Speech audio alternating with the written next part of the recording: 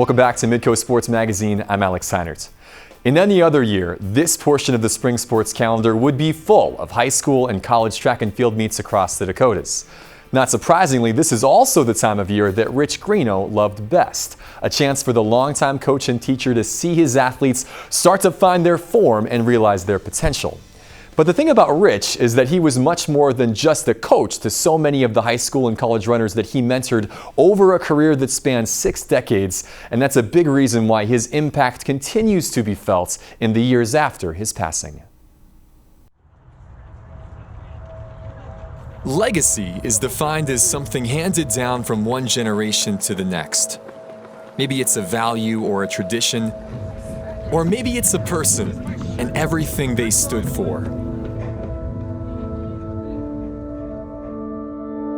I always knew that there was something special about Grandpa, like being from, even when I was little, people thought, oh, you're Rich Greeno's granddaughter. You could just tell that he was well respected in the community and well respected in the track and field community in South Dakota. In the history of South Dakota high school athletics, few coaches were more respected or had more success than Rich Greeno. Starting in 1950, his teaching and coaching career spanned 6 decades, highlighted by a 22-year championship-laden stint at Sioux Falls Lincoln. Greeno's Lincoln teams won 19 state championships and earned 12 state runner-up finishes. And while all those triumphs earned Rich national awards and a place in numerous school and state Hall of Fames, the end result was far from the only thing he cared about. He had such great success, but it was more about being good sports. You are a team.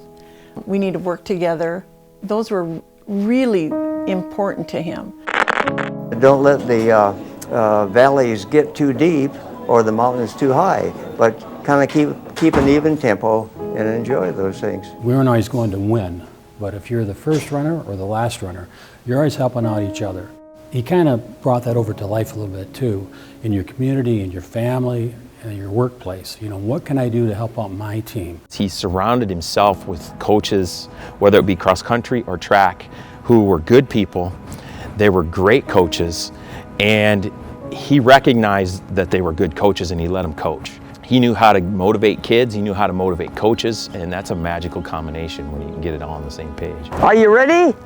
Even though Rich coached for over 50 years at the high school and college levels, his methods didn't change much from generation to generation. He taught everybody the same thing, consistently. The stories really don't change, just the people that were impacted. So even something as simple as how you hold your hands when you're running. So many people clench, and he was trying to get us not to do this.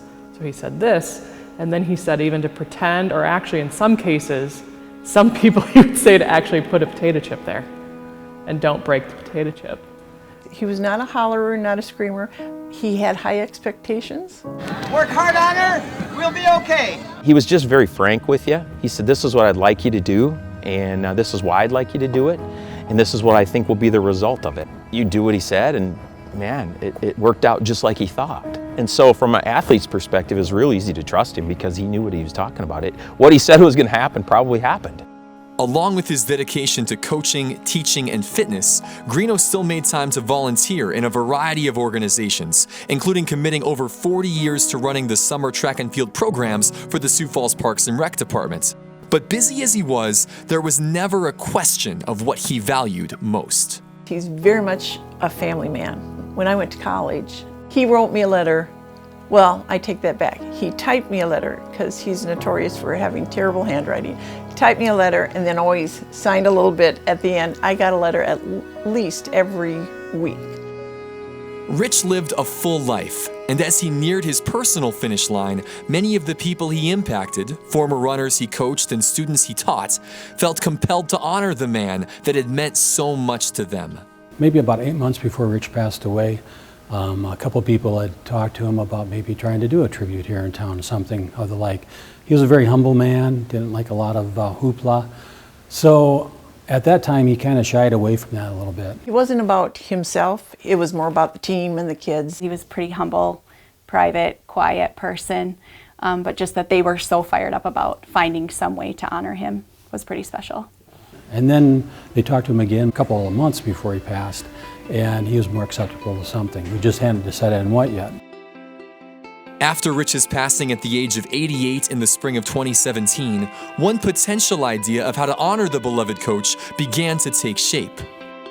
A really good friend of mine from middle school and high school, Zon Tran, called me on the phone one night and he said, "Hey, we need to do something for Coach Greeno." I kind of thought about that too, but I said I had no idea where to even go with it. Zon goes, "Well, what about if we did a statue?" I said, "Okay, keep talking. What are you thinking?" He said he had known Darwin Wolf and he was a sculptor from a previous thing. He said, "I think we could talk Darwin into doing it." And so from there, it just kind of started to roll. Wolf signed on to what came to be known as the Greeno Memorial Project, and he soon began work on a miniature version of Rich's statue. He's kind of got that gentle soul like my dad. So I said, it's too bad you didn't get to meet him because they would have hit it off. I get to be with some very great people who are describing other great people. And I think having learned what Coach Greeno was all about, it's another situation where I feel like it's an honor to sculpt these people. We're just about ready to say the face is nailed and done, and I'm going to finish up the hands, and it's a finished sculpture. His sculpture was just amazing. It looks a lot like him. It's him in his prime. You can just picture him out for a run with his Lincoln High athletes. He's got his Greeno sweatshirt. Run out of the comfort zone is on the back. Even though you can't see it, I know that that's what it says on the back, but he's got his Greeno sweatshirt on. And that's how I picture him. That's how I want to remember him. Taking a miniature and turning it into a life-size bronze sculpture is a timely and expensive process. But those hurdles didn't stop Rich's former runners. We had no idea what we were doing when we started. Thankfully, Allie came on board because we knew the hardest part of this was going to be the fundraising. All the people that were passionate about doing something to memorialize Greeno's legacy were sitting around this table and saying, okay, what can you help with? What can you help with? We felt like, okay, let's do this. Let's take the leap of faith and let's hope that we can find these people to come out and support the project. Our goal was $170,000, and that's a lot of money. And so to have somebody with Allie's skill set come on board, and then us reaching out from there, and her reaching out, and pretty soon, you know, I think we're $4,000 away from meeting that ultimate goal, which is what we started for.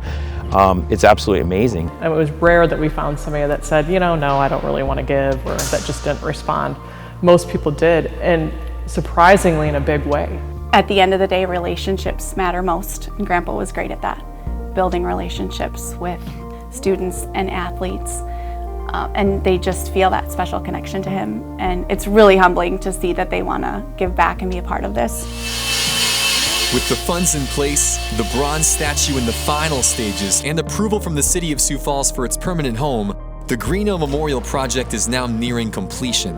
But with Dedication Day looming, emotions are mixed among the group that has put unlimited care into preserving the memory of a man who meant so much to them. There'll be people that come back for that day. I know teammates of mine, they're in the same boat I am, I think. Some of them that I've talked to, like, man, this is gonna be hard. And I said, it's already hard, but I said, it'll be a pretty cool thing. We sit around the table, and when we meet as a small group, and when we walk away, we hug each other and say, what are we gonna do when it's done? Even though it's been just a little over a year, it's been such a big part of our lives to be able to have something like this come back. You know, something that you realize now as an adult that was such a big part of who we are now and what we can leave as our own legacy.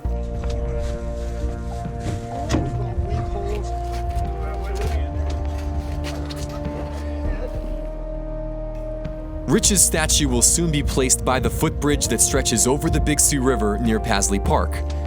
Not by coincidence, it'll stand 1 mile away from Lincoln High School, at the end of a familiar training route for the legendary coach and past, present, and future runners alike.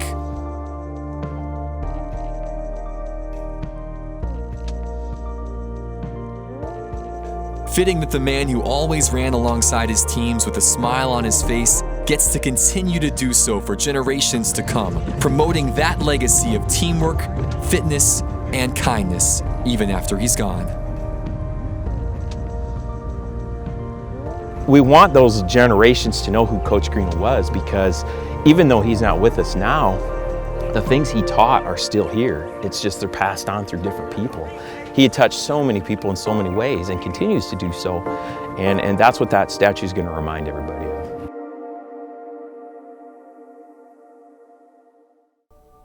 Coach Greeno's statue was originally scheduled to be dedicated on May the 7th, but due to the coronavirus pandemic, that event has now been moved back indefinitely. To stay updated on when a new dedication date will be set, check out the Rich Greeno Tribute Facebook page or go to richgreenomemorial.org. On a personal note, I was blessed to get to know Rich in the later part of his life as a fellow member of the Howard Wood Dakota Relay's Board of Directors and, more importantly, as a member of Rich's family through marriage. He was as kind and as gracious a man as I've ever met, and it was an honor to help tell his story. Up next, our little tribute to all of you, the people with the stories that we love to tell. Our MIDCO Sports Magazine video yearbook when we come back. MIDCO Sports Magazine on MIDCO Sports Network is presented by Sanford Orthopedics and Sports Medicine.